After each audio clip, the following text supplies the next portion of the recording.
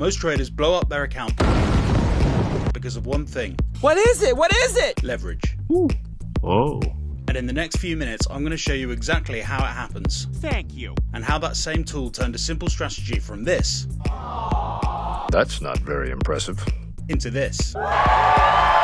Pretty damn good, lads! And how a 1% move in the market can become a 50% gain Love it, or a complete liquidation. but also kind of hate it. That's why people call leverage gambling, but it doesn't have to be. What are you talking about? By the end of this video, you'll understand exactly how leverage works, how traders get wrecked, and I'll walk you through the real test results from my own strategy using 10 times and 20 times leverage, so you can learn when leverage helps and when it destroys you. Let's do it. Let's start with the basics. Leverage simply means you're borrowing extra buying power from the exchange so you can control a bigger position than the cash you actually put in. The part you put in yourself is called the margin. Imagine you have $1,000 in your account, but you only want to risk 10% of the account on this trade. So you put up $100 of your own capital and you open up a 20 times leverage position. And you make sure it's an isolated margin so that this $100 is all that's at risk. That $100 is the collateral. And with 20 times leverage, that single trade now controls a $2,000 position. The exchange is effectively lending you the missing $1,900. And if the price goes up by 1%, you've made $20 on a $100 margin, which is a 20% gain. But if the price goes down 1%, then you lose 20%. You can see the pattern. Leverage doesn't change whether the trade is right or wrong, it just multiplies the outcome. Now, how do traders actually use this? Day traders use leverage to make small moves meaningful through scalping. If you're scalping, you're looking for regular small gains when the price is breaking out upwards. The gains are tiny in real terms, less than 1% at a time, but with leverage, those small moves can add up. If you're a swing trader, you're generally looking for slightly larger moves over a slightly longer time frame. You need to give the trades a bit more room to breathe, and they'll use lower leverage at maybe 2, 3 or even 5 times to size into a position without committing all of their capital. But you'll see people talking about 50 times or even 100 times leverage. And while this sounds exciting, here's the real danger: liquidation risk. Remember that your margin is the buffer covering your losses. If the price moves far enough against you that your margin can't cover the losses, the exchange will step in and close out your position, and you'll lose everything you gambled on the trade. The exchange doesn't wait for your entire margin to hit zero, it will close you out a little bit before that to cover the fees and the slippage. In the crypto market especially, 5% moves can happen in minutes, not weeks. This is why so many new traders get burned quickly using leverage. They go in without a plan and they get wiped out very quickly. Let's talk about some of the mistakes that traders make when using leverage. Mistake number 1, thinking that leverage is free money. They crank it up to 50x or 100x without a plan, and they get liquidated even on relatively normal volatility. Mistake number 2, using the same stop loss size no matter the leverage. Your stop losses, trailing stops and position sizes, they all need to scale with your leverage. A 2% stop loss might work fine on a spot strategy or with low leverage, but when you get up to 20 times or even 50 times leverage, the impact of a 2% stop loss is significantly higher, and you're going to find yourself getting liquidated if you don't tighten up these stops. Mistake number 3, ignoring the fees.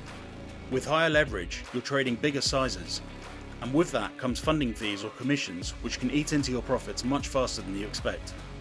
And mistake number 4, not testing strategies before applying the leverage. If your system doesn't work at 2x, it's not going to magically start working at 20x. Here's the truth. Leverage itself isn't good or bad, it's just a tool. What matters is how you use it. Professional traders often use lower leverage than you'd expect, maybe 3 to 5x, because they care about staying in the game. They only size up the leverage when they have a proven system and they want to accelerate the returns. That's how you survive in the long term. So how can we use leverage in a more structured way? Let's look at a real example. I'm going to show you how a leverage strategy can play out using Arrow Algo. Here I've built a very simple strategy. I'm looking to buy the short-term dips when the market's trending upwards. So when the 4-hour MACD shows an uptrend and the 5-minute RSI drops below 30, then that's when I'm going to enter. And then we'll exit when the RSI goes back above 75. If you want to know how I came up with these figures of 30 and 75, then you can go and watch my video on optimization. First, I tested this as a spot strategy. No leverage, 100% of the account size. Over 6 months, it gave me about a 10% return. Not amazing, but it shows that the system has some edge. We had a 68% win rate and the average gains and losses were in the 2 to 3% range. If I then take the same strategy and turn on 10 times leverage, using only 10% of the account each time we trade, let's have a look at the result. The same backtest period gave me a similar 10% net return and a very similar win rate. But if we take a look under the hood, you can see that the average gains were about 24% rather than 2%, and that the average losses were much larger too, some trades losing 40% or more. So we've literally 10 times the size of the gains and the losses. You can also see here that the largest loss was minus 100%, meaning we got fully liquidated at least once in the period. The price moved so far against us that the exchange closed out our position and we lost everything that we risked on that trade. Let's go one step further and crank it up to 20 times leverage. And you can see here from these results that the risk gets bigger. I still had a good win rate, 66%, and the total returns were about 24%. The average win had doubled to 48%, but the average loss was even larger as well, at minus 74%. Again, we had some liquidated positions, probably more than before judging by the averages. The biggest win, however, was 152%, so we're scaling both the wins and the losses. If I'm gambling 10% of my account balance in each trade, then 2 or 3 liquidations in a row can have a big impact on the returns. This is the danger of high leverage without extra protection, and how traders can easily get wrecked. So how can we de-risk this a bit? Here I've made 2 changes. In the buy rules, I've added a volume filter.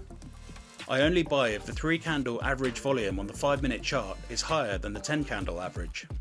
That way I can use the volume to tell us whether there's real momentum behind the move. Secondly, I've added 2 extra exit rules. A hard stop loss at 70%. So if we're starting to crash and the last profit of the trade drops more than minus 70%, then we're going to get out before we get fully liquidated. And I've also added a trend reversal exit. So if the 4-hour MACD flips bearish, then that means we can get out of the trade because the overall trend conditions are no longer in our favour. And these simple changes can have a significant impact. Before I reveal the results, however, it's important to note one thing. I've run all of these backtests with a USDT margin, and the type of margin you choose can be really important. To learn more about why, you can go and watch this video I've done which explains it all. Now look at the difference.